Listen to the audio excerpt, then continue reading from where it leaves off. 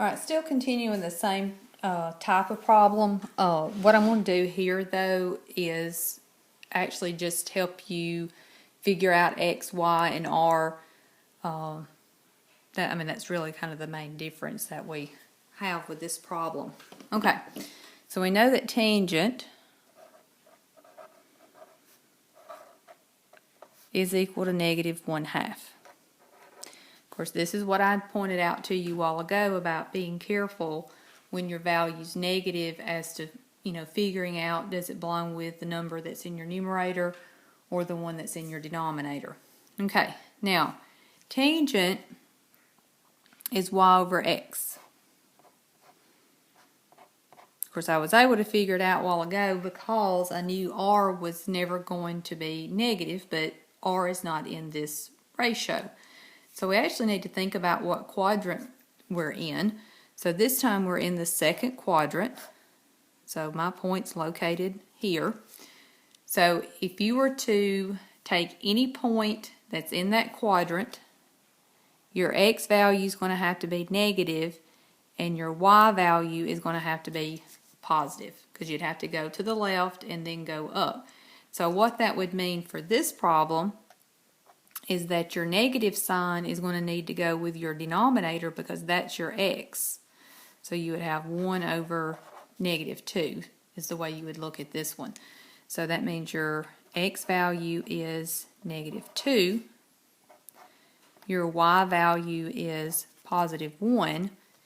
And now we need to come up with r. Now you can use the same formula that I was using a while ago. You can go with x squared plus y squared equals r squared, or if you want to go back, and use this one that already has r on one side by itself, that's your choice.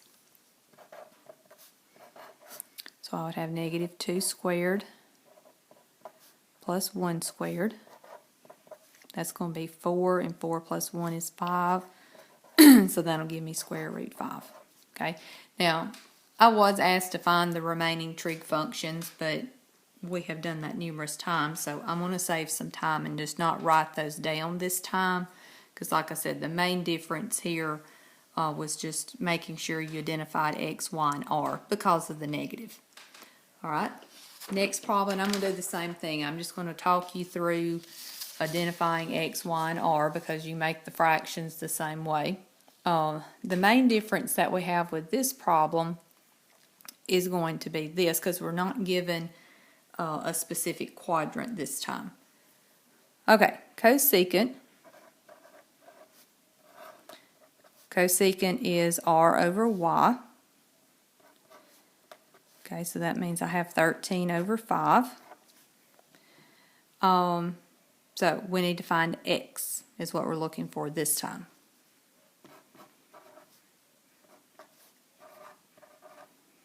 Okay, so y is 5, so that'll give me 25.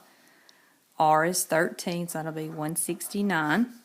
So we have x squared is equal to 144, and x is equal to plus or minus 12. Okay, so of course we had that combination of numbers earlier, and that is one of those triples that I showed you earlier as well. So if you recognize that it's a triple, that's fine.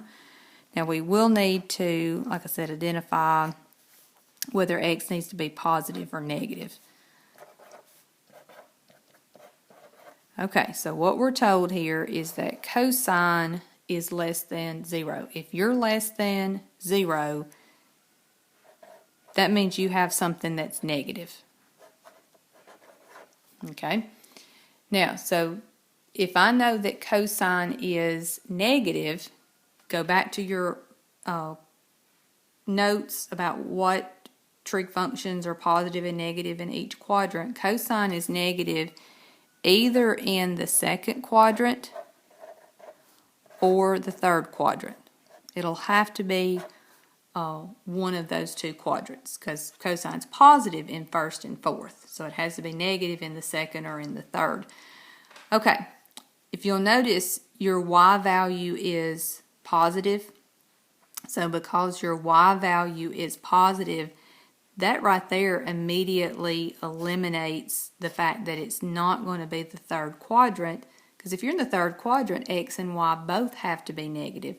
So you're going to go with second quadrant, which if you're in the second quadrant, if you imagine any point in your second quadrant, your Y value would be positive, your X value would be negative. So you'd have to go with negative 12. Okay, of course at this point again you would just make the 5 ratios just like we had done on the previous problems.